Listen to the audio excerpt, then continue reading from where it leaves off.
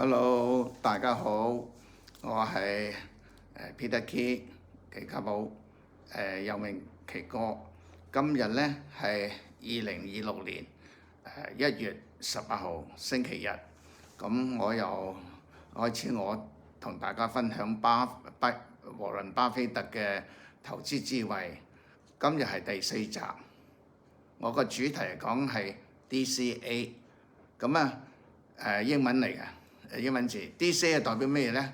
就係叫short for 呢個 dollar cost averaging。dollar cost averaging 中文咧我就譯咗係叫做平均成本定投必勝法。呢個係我由巴菲特嗰度佢由佢個老師咧就Graham 嗰度咧就學翻嚟嘅。差唔多70年前佢打工嘅時候。咁咧呢個 concept 係咩嘢咧？佢就係呢個係就係有3個 concept 嘅。佢咧就係擺一個fixed amount， 一個即係定期嘅額、定期嘅時間就擺喺度。咁揾一個好嘅股票或者係一個基金，咁就擺落去啦。咁就個價錢咧，你可以唔需要太過擔心嘅，因為咧你可能咧只有買貴就可能唔會買錯，咁咧唔會買錯咧，你一定要揾一個好嘅股票或者係一個好嘅一籃子嘅基金。咁巴菲特咧個信念咧就佢相信可口可樂，咁呢其中呢隻股咧，佢話咧100年都唔會變嘅，咁年年派息，1年派4次。咁每次都有升值嘅，咁佢又唔會跌得好犀利嘅，又波動性又唔係好大嚇。咁呢個就係佢嘅即係嗰個概念。咁呢個有咩呢個投資有咩好處啊？咁我就諗到起碼有3個嘅重要好處。咁咧你唔需要去time 嗰個 market 嘅，即係唔需要你去睇個股票係最高或者最低。總之你而家開始一個合理嘅價錢買入去，一個好股票買入去，咁你就得㗎啦。咁只要你有一個好有紀律性嘅，同埋咧有一致性嘅行動。所謂有紀律咧，就係你每個月都響出糧嘅時候，1月1號出糧嘅時候，每個月咧都擺一筆資金落去，咁啦一路擺落去跟買股票。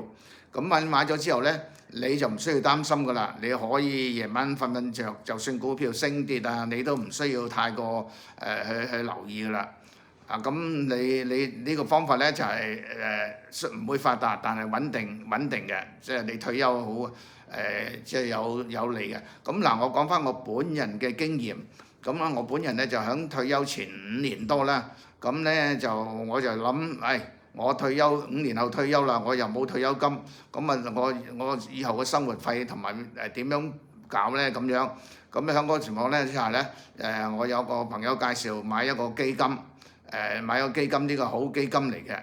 咁就買咗，我就將我即係咬實牙根啦，將我50%到60%嘅人工，即係每月出住咧就每月出糧嘅咧就擺落去。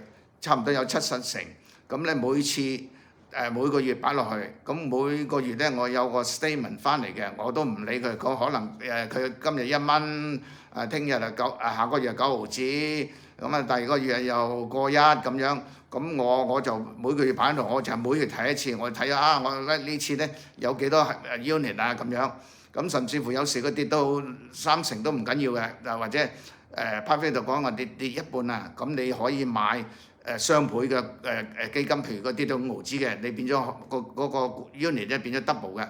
咁你攞時間去最好咧超過5年以上咧。如果你10年啦，如果你係熊市嘅，咁如果你係牛市咧5、6年都得㗎啦。到我退休嗰時候咧，我就攞咗一筆錢咧，差唔多我全部投資嘅咧有成2倍多嘅。我將佢 cash out 咗之後咧，就買咗喺國內買咗2個單位。咁一個咧自己住1000尺嘅，每個單位都係千鬆啲尺，一個咧就係租俾人嘅。咁我收租咧夠我生活費咧，我就唔使擔心，2間屋都全供㗎啦。咁咧嗱，我而家咧就有呢個我嘅成功之路啦嚇，我就咁我有少少咧就係推薦俾呢啲後生仔有3部，亦都係3部曲。如果佢出嚟做嘢嘅20零30歲，咁如果佢係單身一個人咧，佢除咗使用慳地咧，佢剩翻5000啊、1萬啊咁上下咧，佢就可以揾一個好嘅基金買落去。咁到佢10年後10年後佢要結婚啦，30零歲要結婚咧，向平均年齡，咁咧佢攞出嚟咧可以供一層樓。當然可能唔係供得晒啦，可以供起碼最好5、6成以上啦，6、7成睇個市嚟㗎。咁供個樓結咗婚之後，咁兩公婆做嘢咧，一齊咧又係可以用呢個方法，即係呢個第2步用呢個方法。咁去到幾年後，到佢哋有細佬哥啦，3、5年後有細佬哥啦，咁佢可以攞一筆錢咧，就係如果賺到嘅話咧，又可以將供樓嘅餘額咧就甩晒啦。咁以後咧就唔使再交呢個每個月嘅交呢個供樓費。咁咧然後咧一路咧就係擺落去，繼續擺落去。咁就等佢啲細佬哥咧就分，譬如有1、2個細佬哥要多間房啦，咁1男1女，咁咧亦都可以咧一個買大間啲樓啦。咁之後咧就到個仔女讀書啦，咁讀完畢業咧，佢哋一樣供落去，一樣做呢個 DCA 嘅。咁到佢仔女可以去大學又攞嚟學費，到呢仔女畢業咗啦，佢自己一路供落去，供到退休，咁啊又好似我嗰個方法咧，攞嚟買另外一間屋咧，咁嗰間屋咧就可以養佢哋，又唔使去等啲細路哥要賺錢養佢哋，咁佢哋可以悠哉悠哉。嗱，呢個係一個好嘅同埋實踐做得到嘅方法，我希望咧大家分享，唔係話做唔到嘅，只不過咧要有一個 discipline，你唔好停嘅，好似上次我講，好似滾雪球，遠遠都滾得到嘅，越長越好，超過10年、15年、20年都好嘅。好啦，我呢次講到7分幾，咁希望下一次同大家再分享第5集啦，再次拜拜，再見。